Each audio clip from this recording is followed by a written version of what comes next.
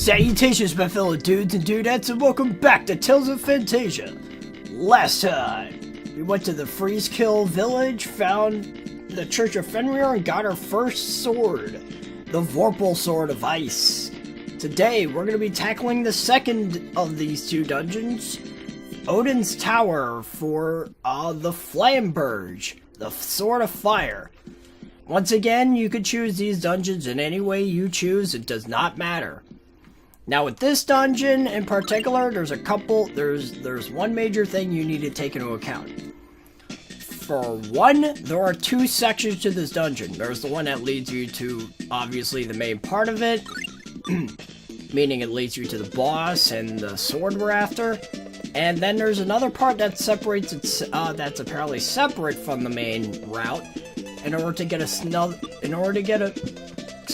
new spell for Archer, and it is awesome. Alright, for starters, we got some new enemies here. We've got demon swords and djinns. The demon swords, they're kind of like the bone swordsmen, bone-related swordsmen. I think I don't think they're much different, but the tidal wave does a lot of damage. Now, the djinn, as you just saw, it likes to perform fire spells, specifically explode. The djinn also likes to disappear and become a little small flame. Now the interesting thing is, when she does that, Kless isn't able to do any damage, but Clarth and Archer are still able to attack them. And whenever they perform a spell on them, they're actually able to make her vulnerable again to Kless's attacks. So use that to your advantage when you can. A basilisk scale. You know, I feel like I need to say this now because all the footage is recorded at this point. I did not use the basilisk scales as much as I probably should have. Real quick though, this portal don't need to come here, but it's worth noting that when you come here, you'll find yourself in the same place as Kless was back during the Midgar battle, the Valhalla Plains and all that. I'm sure you'll notice a bit of cutting. Basically, I did a lot of standing around because I need to figure out where exactly I was going, because this dungeon tends to be a little bit confusing. And not in the sense where, things are difficult to get through in terms of, puzzles, but everything looks the same, so it's easy to get lost in. Just like the ice dungeon, turn off all your spells regarding, the dungeon specialty, so all of Archer's fire magic turns off, and turn on all of her water-based spells. Make sure Kless doesn't have any of his fire spells he was using during the last dungeon. And just equip whatever spells you think, whatever techs you think will be effective in terms of dealing damage. Real quick, we've got a new enemy here. The Yolchol. I don't like to think these guys are very different from what we fought previously. They're essentially just the fire variety version of, the Sendoms. Back in... Also, that Soul Edge right there, it's a really neat attack. Essentially, what Kless does is he charges towards the enemy, does a little uppercut slash, and then comes back down with a downward attack. It's really good. And not only that, the little shock, the little force field he creates when he's attacking, he is actually able to...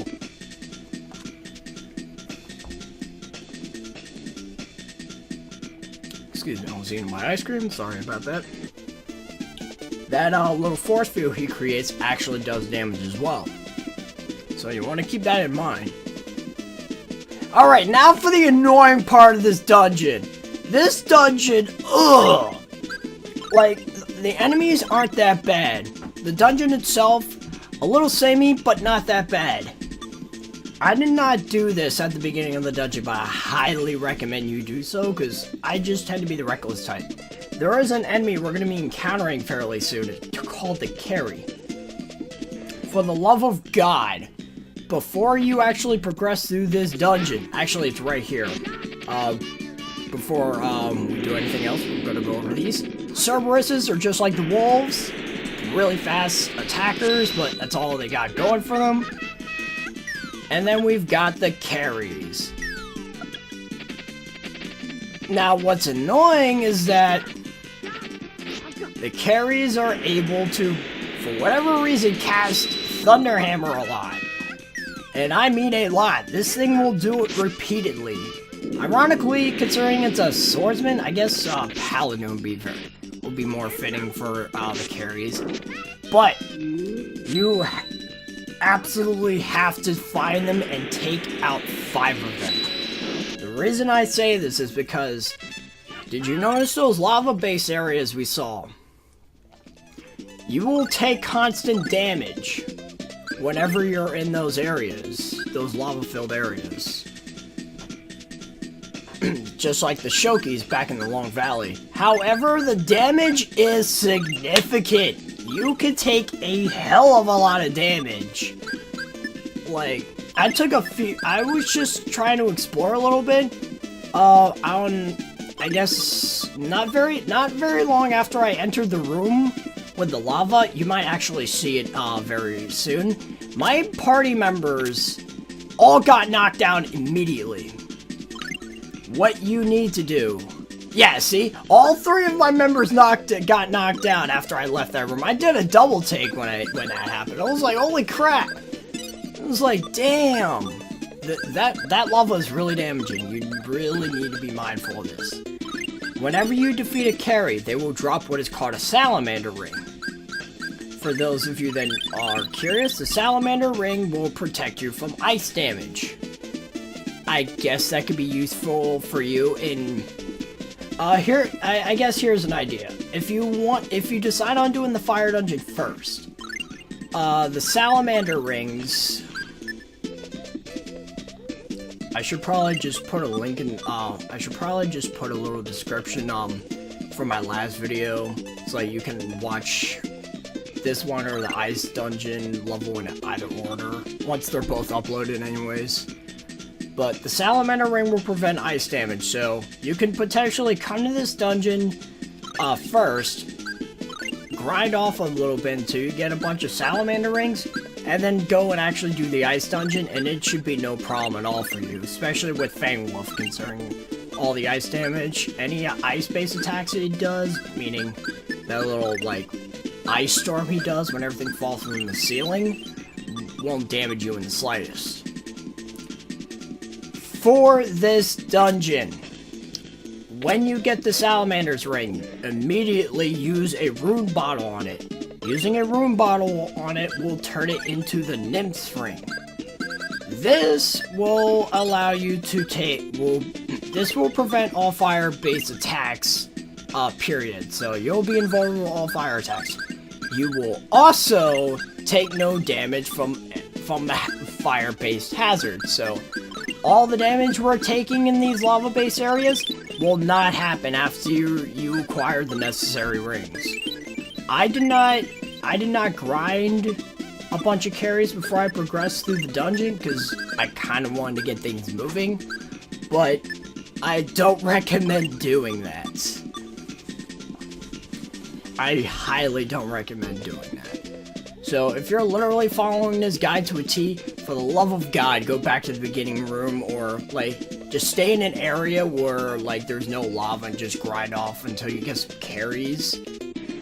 And then get as many nymph rings as possible. It's a good idea to buy as many rune bottles as you can before you come here. At this point in time, rune bottles are fairly cheap, so that's going to be beneficial to you. Something I neglected to go over last part, because I was showing this off when the part started. I off-screened all of the rare body parts, all the rare, like, equipment for class. If you recall, each of the rare equipment will essentially make Kless invulnerable to elemental damage. Have all of them, you're essentially protecting yourself from all primary elements: earth, wind, fire, and water. So I essentially off-screen that because I sort of didn't want you guys seeing that, but you know where it is, and getting gold at this point isn't that hard. If you do need to grind some gold, I recommend using the method that I showed off in the previous video, where you buy the eggs in, I think, Olive Village, and you trade it in for like 37,500. Alright, again, as I said, this dungeon tends to be rather confusing because everything looks the same. And the part that I'm doing right now leads to the spell. You can do the main dungeon part first, because it's not like you get locked out of the dungeon after you do the main part of the dungeon. But I figured that Arch's spell would probably be the most prominent for later on. Plus, it's also the longest part of the dungeon, ironically.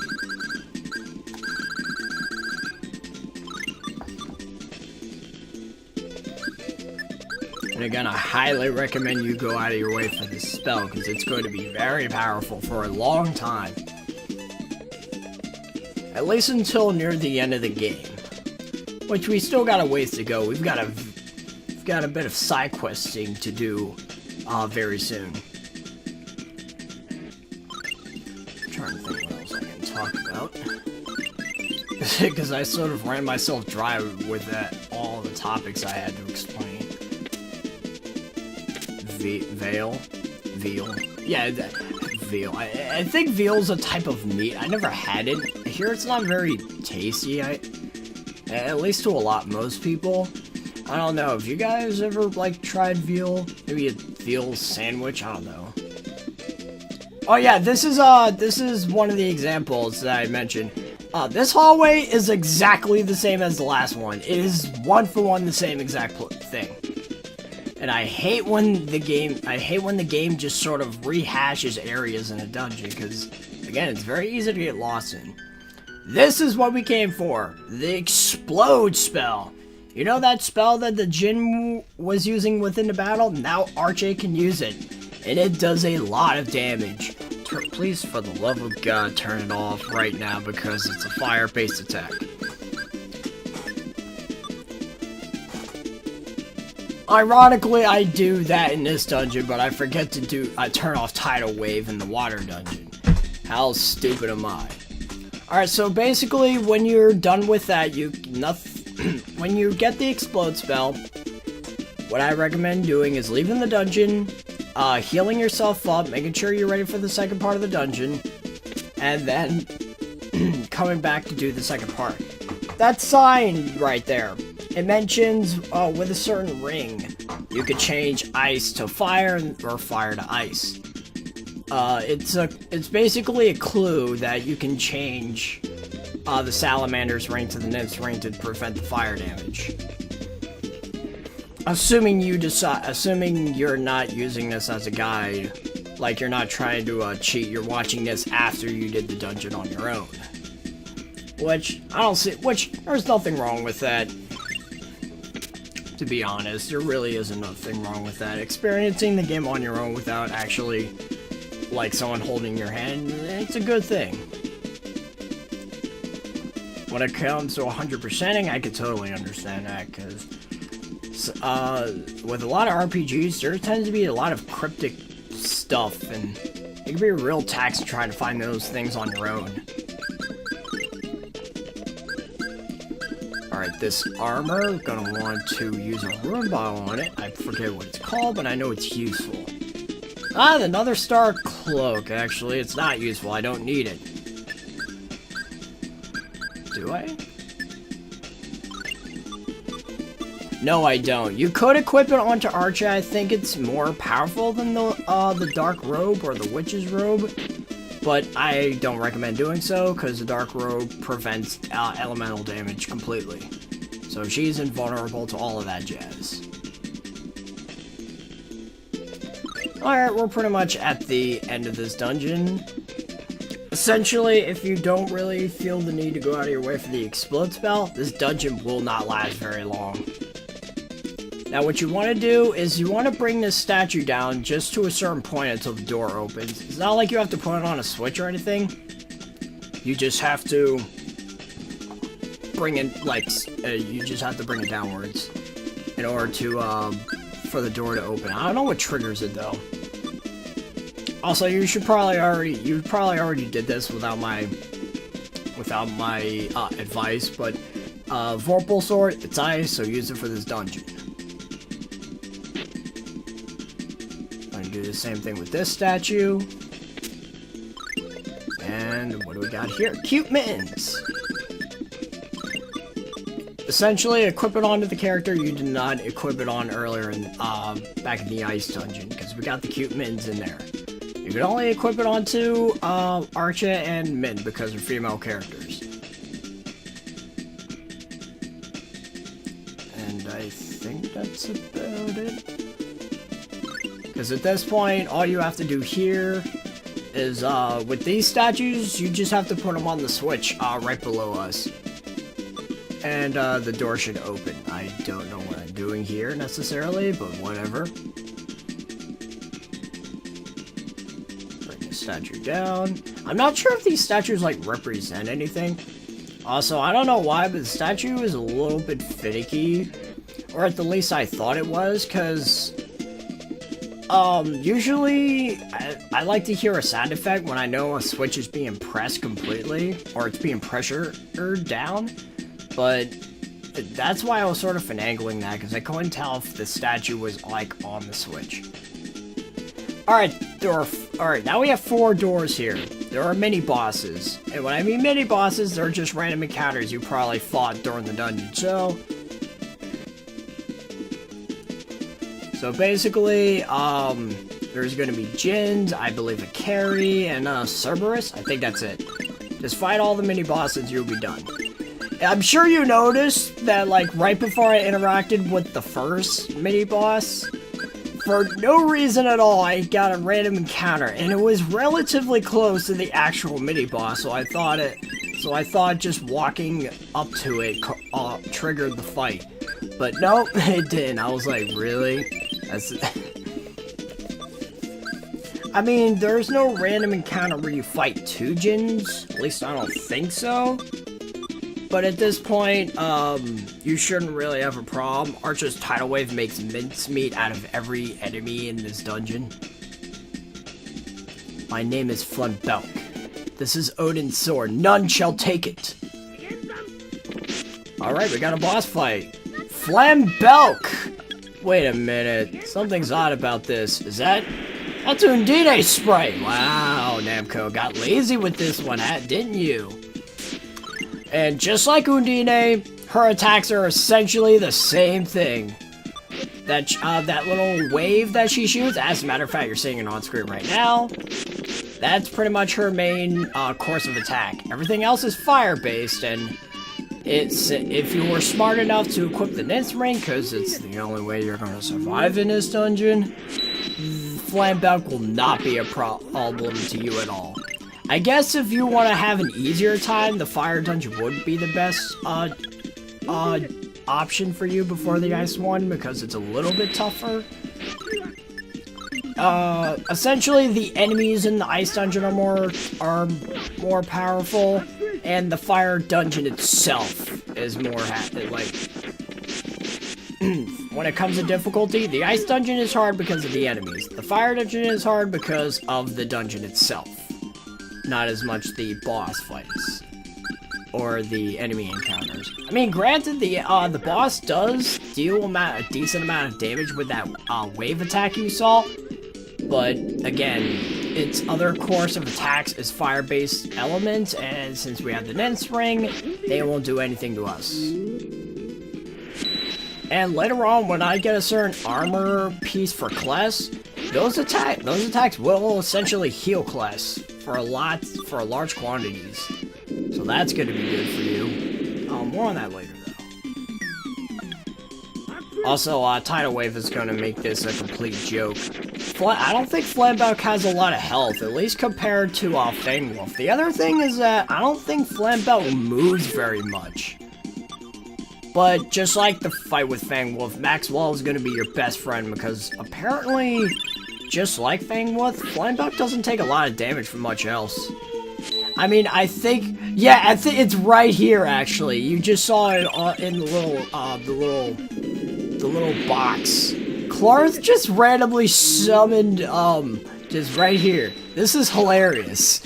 He summons Undine to fight off her like counterparts. Like, I found you. It's like, I found you, faker.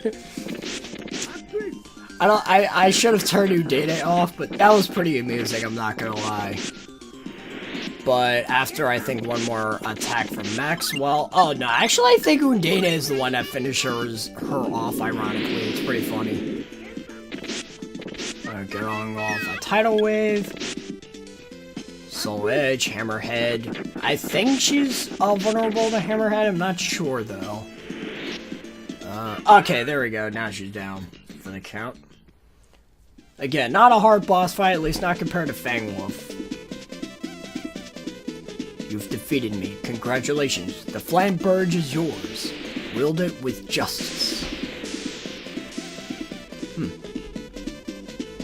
I shall do just that.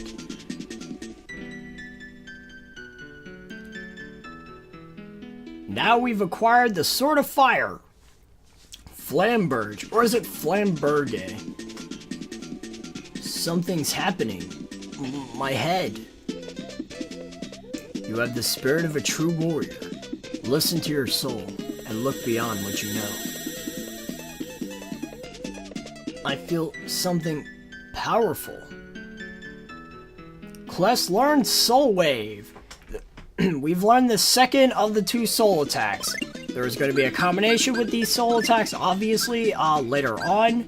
But that's going to be the next part. As for what Soul Wave does, it's essentially an energy-based attack where Kless charges up and there's like these little like sparkles that sort of like circle around him. For one, the gathering of that energy does damage to enemies that make contact with it. Then Kless like shoots a bolt of like lightning bait looking energy, and it's really cool. It really is. I don't think it does that much damage, but it's very useful, especially when enemies are very, like, aggressive. But anyways, now that we have both swords, I think we're gonna end it off here. Next time on Tales of Phantasia, we're gonna be bringing these 2 swords together and finally acquiring the Sword of Time. Until then, I got a juice.